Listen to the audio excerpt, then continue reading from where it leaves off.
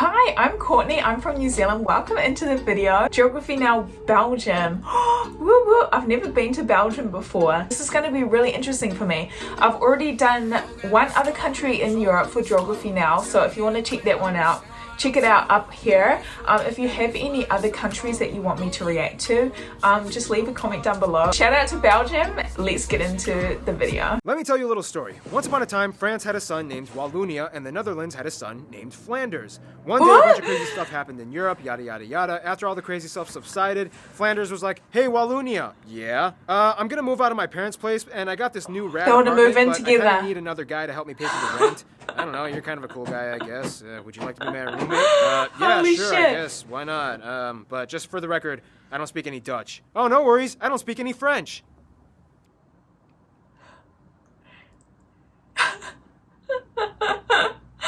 And that's how Belgium became a country. Kind of. Okay, Everybody, I'm okay. your host, Paul Barbato. You've all probably at least heard of the name Belgium, and if you have, congrats! Yes. That's not enough. Let's dissect the flag. All right, let's do it.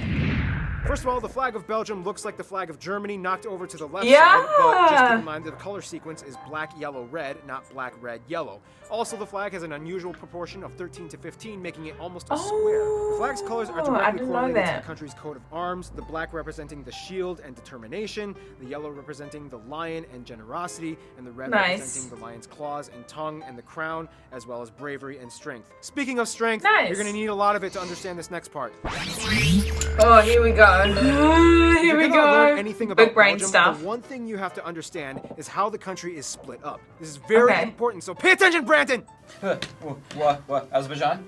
Yeah. Who was Dude, that yelling was like at me 8 for a second. episodes ago. First of all, Belgium is located in Europe, right under the Netherlands and northeast of France, right at the foot of the North Sea, next to the English Channel. In the most fundamental way I can put this, Belgium is divided into 3 regions. The Dutch, or Okay. Flemish-speaking North region, called Flanders, the South, or French Walloon region, called Wallonia, and the capital, Brussels, acts in itself as a 3rd region, and functions in a completely bilingual way. Most of the people in Brussels speak both Dutch and French. However, French is a little bit more prevalent. Got it? Okay, good, because we're not done. Each of the Flanders and Wallonia regions are then divided into 5 provinces each, making a total of 10 provinces. Brussels doesn't count and is considered its own region, not belonging to either Flanders or Wallonia, even though technically it's completely engulfed in Flanders. But then again, the region around Brussels has a French administrative area around the city called the my BHV, gosh, or the interesting. Brussels-Alvivoud County, in which large numbers of French minorities live and Basically can a be judged in French French, line. even though it's in Flanders. Still with me? Good, because it gets even crazier. The French also have administrative centers in the southeast and the southwest regions of Flanders, and a Wallonian So interesting. municipal It's so exclave in the West split. Flanders province called Commune Warneton, even though most of the people there speak Dutch. Furthermore, the Flemish have one municipal exclave in the Liège province in Wallonia called Voeren. Oh, we're just getting started though. Then you have the German-speaking minority in the east of Wallonia in the Liège province,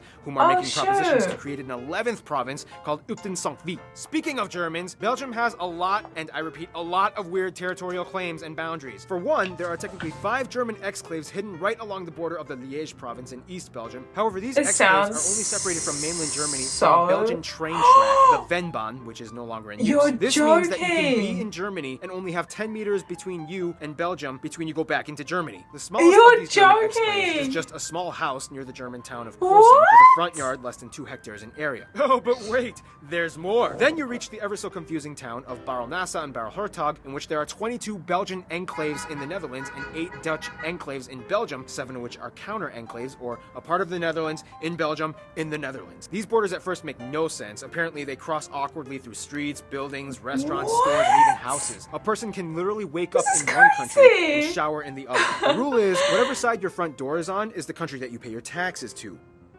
The reason why it's so That's confusing is because, long crazy. story short, there was a guy ruling the area called Henry I, Duke of Brabant, who gave parcels of land to Godfrey II of Schoten, who ruled the area to the east, in an attempt to build an alliance so that his enemy Dirk VII wouldn't expand his influence. Long story short, Henry's land became Belgium, and Godfrey's land became the Netherlands. To this day, the two countries have stayed true to Godfrey and Henry's agreements, and have split the land exactly how they did. Oh my gosh, that is so funny. But wait, we're not done just yet. Finally, you have the confusing Lys Rivière Canalerie River in the border between the Walloon province of Hainaut and France. Starting in the town of Halouan, France, this river zigzags for about 26 kilometers with multiple river islets and land pieces that act as penne enclaves until it all stops in the town of Armentières. Each side has an equal 7 enclaves each along the river. Okay, now let's that talk works about out the landscape. perfect.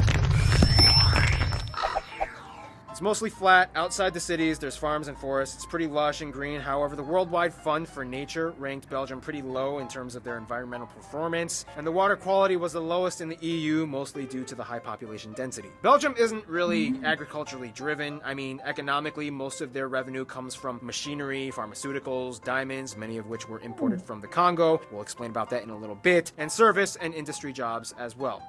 Okay, that's about it. Moving on.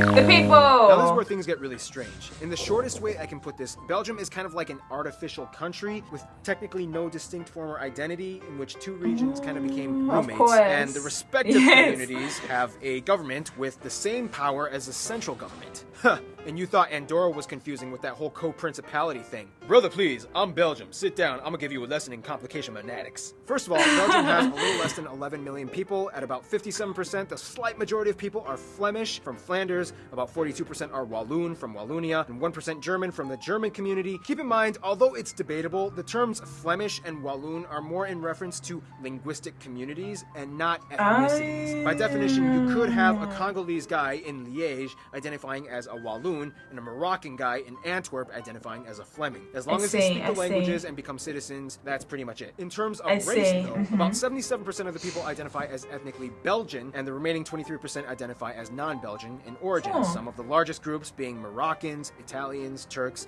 and even Congolese from the Democratic Republic of Congo, as it was a former Belgian colony, along with Rwanda and Burundi, which is where a lot of the diamonds we talked about earlier come from. The Belgians even took over a small part of China for a couple decades in the 20th century in Tianjin, after quickly giving it back, and to this day, pictures from the Belgian-Chinese colony are some of the rarest photos you can find in historical archives. As we mentioned, Belgium has 3 distinct regions: Flanders, Walloon, and Brussels. However, regions weren't enough, and so Belgium decided to split things up even more into communities. Due to the German-speaking minority, predominantly in the southeast, Belgium created a semi-mediary third community, even though only 1% of the country actually speaks German, less than the amount of people in Belgium who actually speak Arabic, and has instituted 3 separate governments and parliaments, one for each language group: the Dutch, French, and German. Each of these governments actually has just as much power as the central government. Wait, what? On top of that, the French and Dutch communities are allowed to provide cultural and social services to the citizens in Brussels, but not in the other region. This means that a family living in Brussels could possibly depend upon the central government for taxes, the French government for community centers, the Dutch government for schools, and the Brussels government for the police force. 4 governments acting at once. And then you have a king. Long story short, Belgium became a constitutional monarchy that started I'm confused. with Philippe I as the current head of state. They are the only monarchy in Europe with no actual crown or lavish robes and scepters. They gained independence from the Netherlands. French-speaking Wallonia joined along, and then they chose a German prince to become their first king. In terms of culture, Belgium can be attributed to a lot of things. For one, some of the world's most renowned surrealist artists came from Belgium, like René Magritte.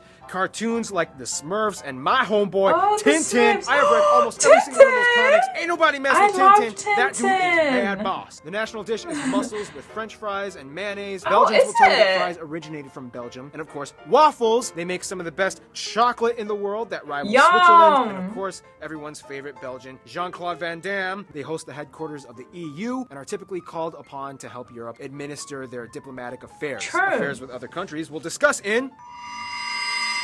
Here we go.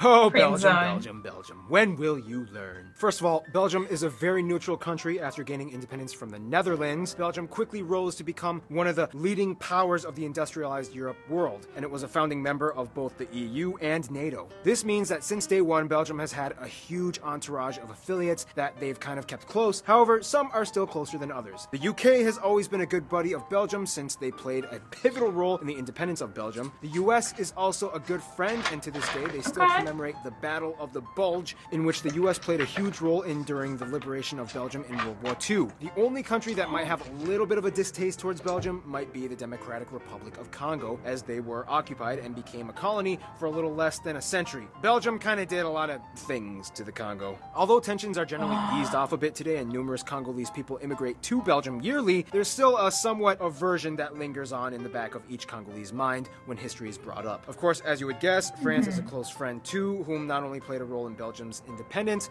but also culturally resonates with the South Walloon region as well. The Netherlands is a close friend as they jive well with the Flanders region, despite the fact that they have a somewhat friendly rivalry with each other. Over the years, many referendums have actually passed in Belgium in which they almost considered re-annexing themselves back to their respective neighboring countries, the Netherlands and France. However, they just can't seem to do it, even though the sense of nationalism is kind of weak, except during soccer games in which they go full Belgian pride. They still can't seem to let go of each other for some weird reason. In terms of their best friend, though, they would probably consider Luxembourg. Luxembourg is kind of seen as like the little brother of Belgium, and has been there with Belgium since the very beginning. They were even for a short while part of Belgium after independence, and their own monarchs, Philip I and Grand Duke Henry, are actually cousins too. In conclusion, Belgium is disputably the most confusing politically engineered country in all of Europe, and by all means, it makes no sense how they've kept it together for almost 200 years, but they actually did somehow. Belgium, we dip our fries in mayonnaise to you. Stay tuned, Belize is coming up next. Holy moly. I had no idea of the history behind Belgium. That's so interesting. I love his analogy of the roommates getting together from France and the Netherlands. It's the perfect analogy for what it sounds like happened. I had no idea that was the case. That really blows my mind. So interesting. And it sounds like it's still very split, right? They're kind of split down the middle of cultures. Feels like there's no unity together as one country. Just two different areas of the same country. I don't know, maybe that's just me, or maybe that's just the impression that we got from the video. It might be different in real life. If you're from Belgium, let me know down below what the real case is, or if you agree with this video. And if you're not from Belgium, let me know if you learned anything new from this video today. I certainly did. I had no idea. This is great. I'm gonna leave the original video down below. If you want to see more on Belgium, just let me know down below as well. And give this video a thumbs up. And if there's any other country that you want me to react to or learn more about, please leave a comment down below, guys. Thank you so much for watching, and I will see you all in my next video. Bye, guys. Look at the store, choke on the smoke. They tell me to quit, don't listen what I'm told. They help me forget that this world is so cold. I don't even know what I'm chasing no more. Tell me what I want, just keep searching on. It's never enough, cup after cup, blunt after blunt.